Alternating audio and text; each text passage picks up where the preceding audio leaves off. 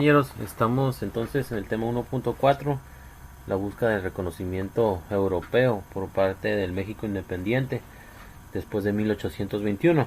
Ya sabemos que después de 1821 Iturbide logra ser el primer emperador de México, y aunque tiene algún reconocimiento hacia 1822 de Estados Unidos, vimos que uno de las acciones importantes es buscar el reconocimiento de las naciones europeas, ¿no? Y ahorita vamos a ver más o menos por qué, si se pudo o no se pudo, algunos obstáculos para ese reconocimiento.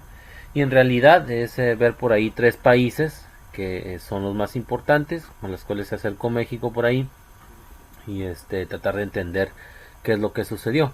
Entonces este tema 1.4 es muy sencillo y es muy corto, así que no va a durar mucho el tema 1.4, ¿no? De hecho ya estábamos viendo algunos acercamientos de reconocimiento para buscar reconocimiento de México por parte de las naciones europeas, ¿no?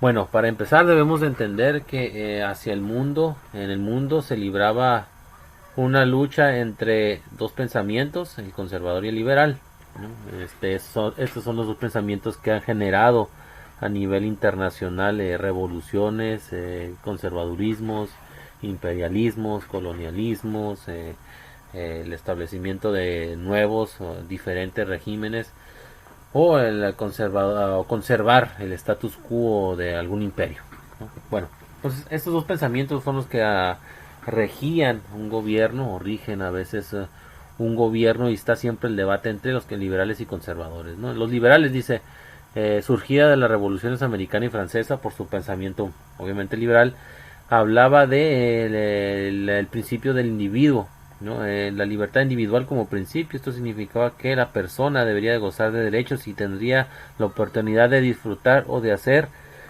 algunas actividades permitidas, ¿no? A los que concernía como derechos, ¿no? Asimismo, los liberales buscan aún la defensa de las libertades y los derechos. Básicamente los liberales, la búsqueda de las libertades concebidas o entendidas también como derechos, ¿no? Es lo que buscan los liberales.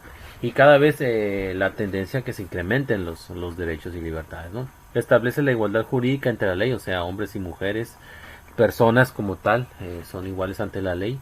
Origina los derechos civiles y políticos. Esto significa la relación entre sociedad y política, o entre gobernantes y gobernados, ¿no? Y cómo somos estos ante la ley. El laissez-faire, el laissez-passer, el dejar hacer. Esto también rige dentro de la economía, que significa darle provecho o darle oportunidad o mayores oportunidades a la propiedad privada, ¿no? Por eso se relaciona mucho lo liberal con el tema económico. Una economía liberal es aquella donde el Estado es poco o está poco presente en el quehacer económico del mercado, ¿no? Entonces, libertades, a eso se refería. Todo lo contrario el pensamiento conservador, ¿no? La conservadora dice continuidad tradicional del viejo régimen, conservadurismo donde el poder normalmente radicaba en pocas personas. Enemistad en los cambios políticos, la gente o quienes se encontraban dentro del poder, el político que se encontraba dentro del poder, normalmente estaba deseoso porque todo siguiera igual.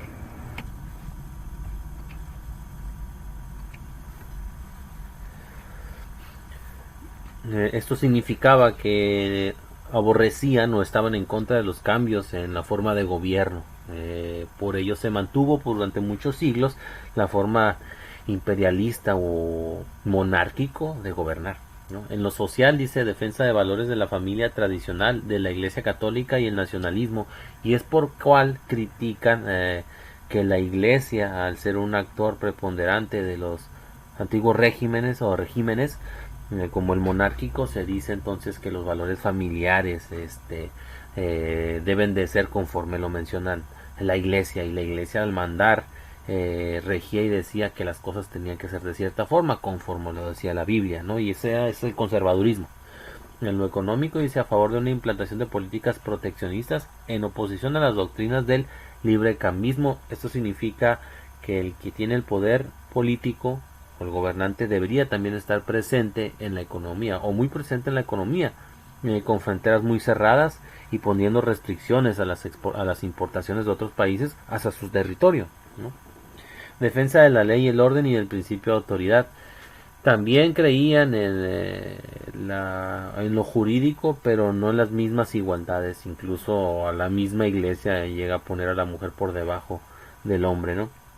Sí buscaban el orden, pero siempre iba empujado o llevado a cabo por un margen o por una imagen de autoridad, ¿no? Entonces la autoridad siempre era como impuesta en lugar de cooperemos todos para respetar a la misma, ¿no?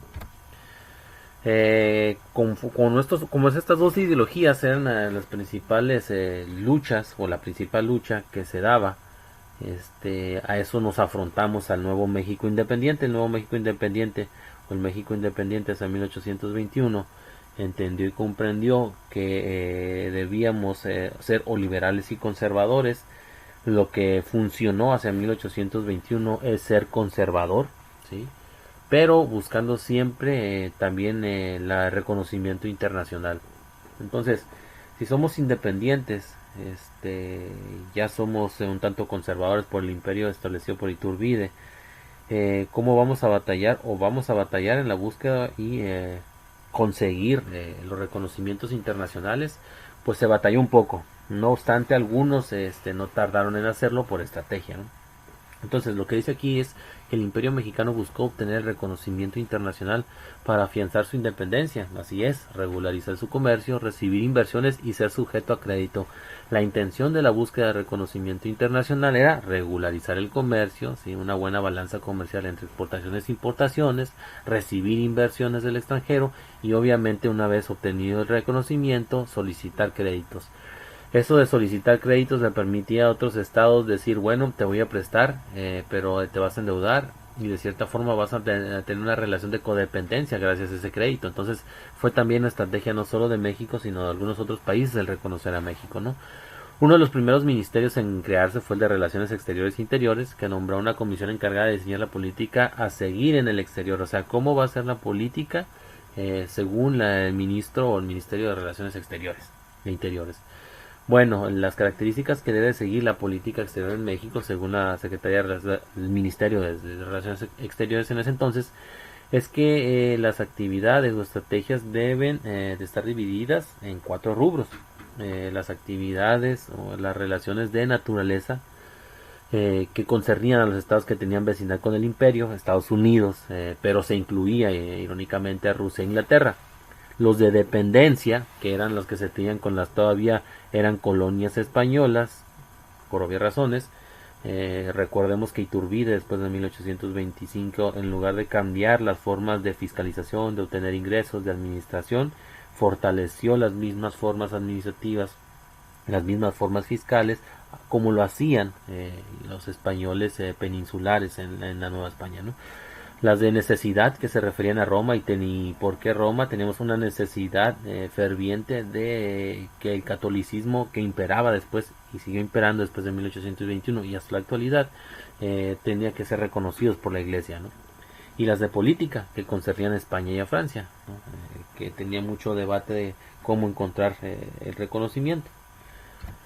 Muy bien, ponemos ahí Estados Unidos también, pero aquí están los principales países europeos, como les digo, junto con Estados Unidos, que buscó México el reconocimiento después de 1821, ¿no? Y aquí tenemos, ¿no?, Estados Unidos, las cuales tuvo México las siguientes problemáticas para encontrar esa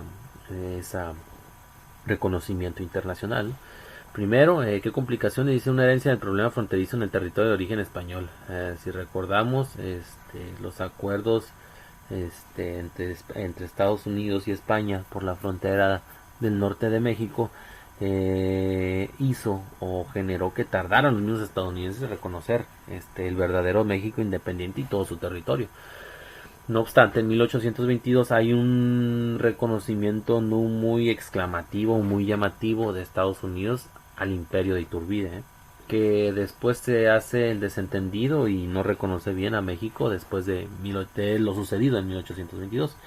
La imposibilidad de aislarse de las potencias, necesidad de comercio y la línea de comunicación. Lo que pasa es que Estados Unidos también necesitaba aliarse de las mismas potencias. Francia, aunque estaba batallando con los mismos en el norte en Canadá y de Florida con los mismos españoles y los ingleses una vez dada su independencia, ¿no? ¿Cuál era la coyuntura o el tema o el contexto importante que estaba sucediendo? Lo que pasa es que Estados Unidos buscaba establecer su principal mercado en el en el sudamericano, en la región sudamericana, ¿no? Y mientras tanto negociaba con sus reconocimientos y también en la negociación con los estados europeos. Debía evitar mayor extensión europea sobre el continente sin enfrentarse con violencia, y la estrategia que recordamos que estableció Estados Unidos pues fue la doctrina Monroe, ¿no? De América para los americanos. Entonces, en cuanto a Europa, una de las principales potencias fue Inglaterra. ¿Qué complicaciones tuvo México para encontrarlo?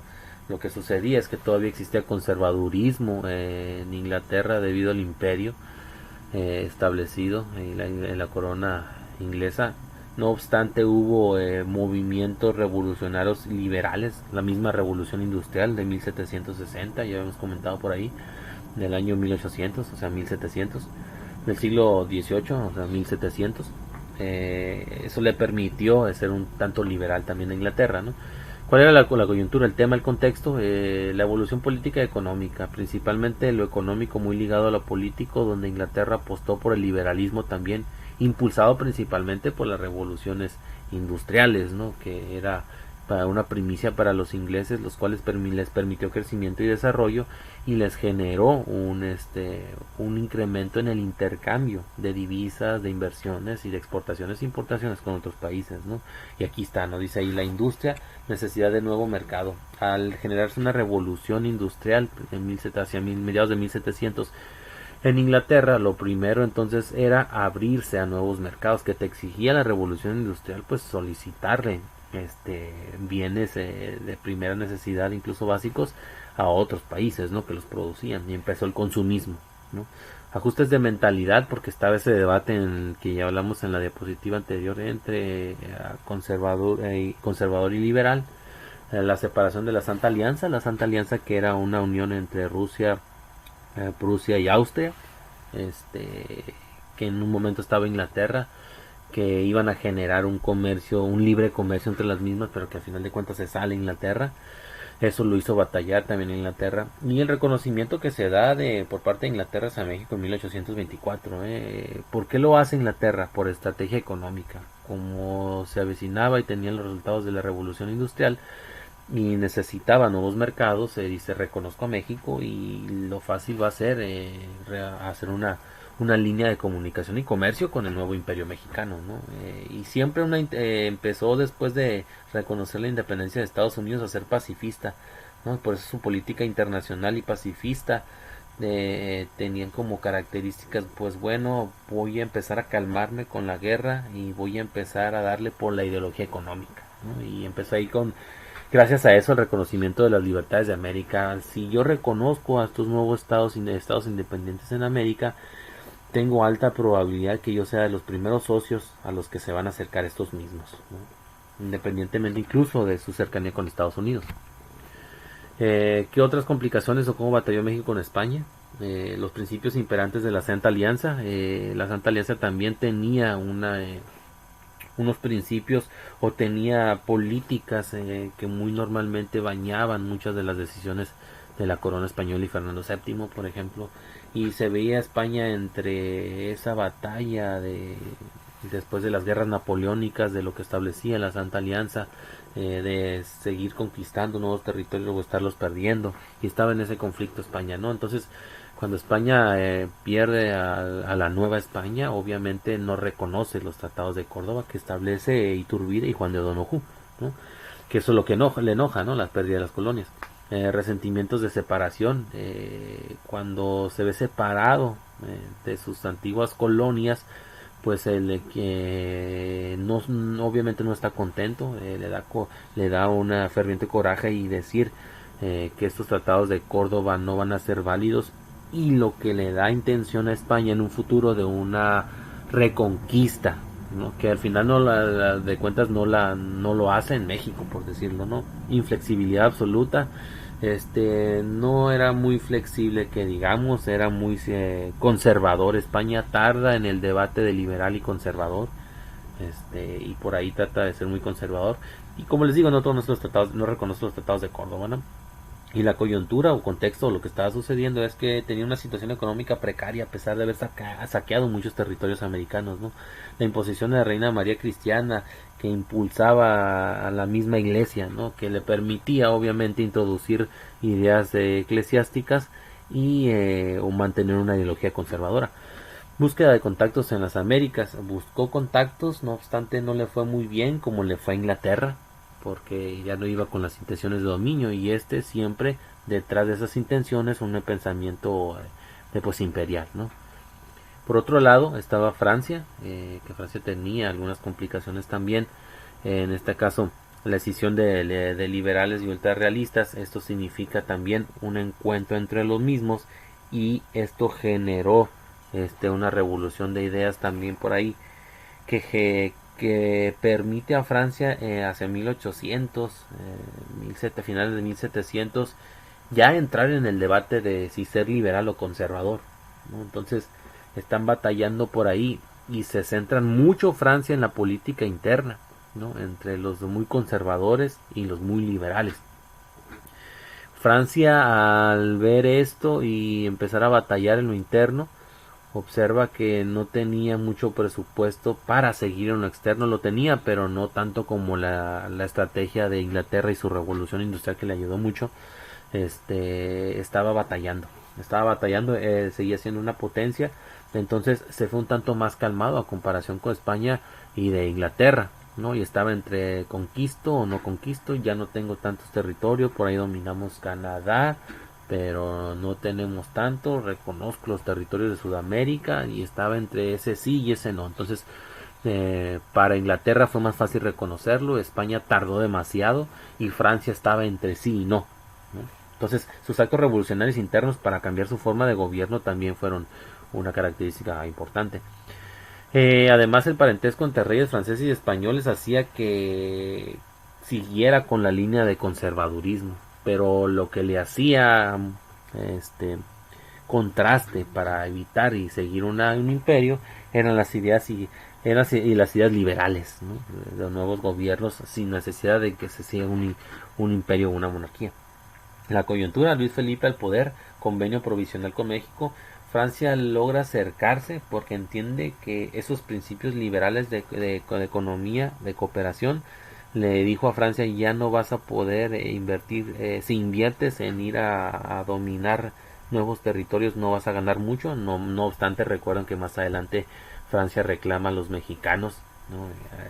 Algunos préstamos y la famosa guerra de los pasteles, la celebración del 5 de mayo, entre otros por ahí, donde los franceses buscan dominar a México en su enojo porque México le cancela algunos pagos de las deuda externa, y Francia hace eso, ¿no? Hace un convenio primeramente, y acepta por ahí que México tenga ese beneficio y esos préstamos, que más adelante para Benito Juárez pues se convertían en un problema, ¿no?